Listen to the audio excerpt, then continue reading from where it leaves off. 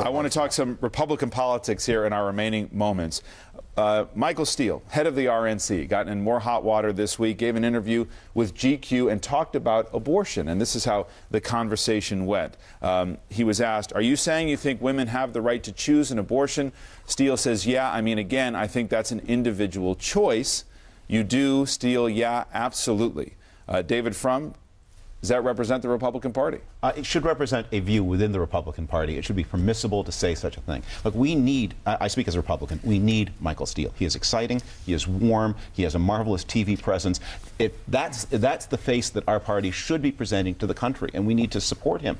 And the very fact that he is opening up the debate, talking about the constituencies that need to be reached, these are valuable and fresh things. And I am just sick about the kind of level of attack he's taken, because we need him.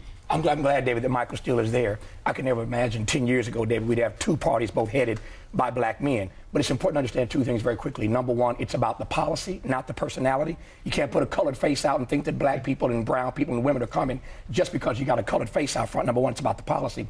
And number two, all this infighting, I think, still underscores this party doesn't know who they are, where they're going, or how they're going to get there. But both of those are positive things. He's not a black face. He's just a different face. We need different kinds of people. And it isn't that you think you put a black face on the party and you'll get black voters. You put a different face on the party and you'll get But the policies have to change, too. That's my point. But the first step to making the policies change is saying it's possible, there's room. And his kind of knocking down the walls is saying we can have a wider discussion in the Republican Party than we've allowed ourselves. Isn't it even a bigger problem, the question of leadership within the Republican Party, is that I haven't heard a sensible Republican idea on this economic crisis apart from reducing taxes over the last 4 months. They have to come up with, they have to start coming up with ideas that the American public is interested in. You've got some younger Republicans saying we need to get back to talking about healthcare, we need to get back to talking about education, the kinds of things that the American public are talking about, and not just talking about cutting taxes. That's the parody of the Republican Party that goes around in economic circles. Well, you have cancer, cut taxes. You know, that's the solution of the Republican Party to everything. But the payroll tax idea, a Republican idea, was also shared by some Democrats as well. It's a big danger, though, David, which is that if you watch the savings rate go up, the fear is that people will get this money from the government and they will save it instead of spend it, which is the argument for government spending at this moment. All right, lots more to talk about. Unfortunately, we're out of time.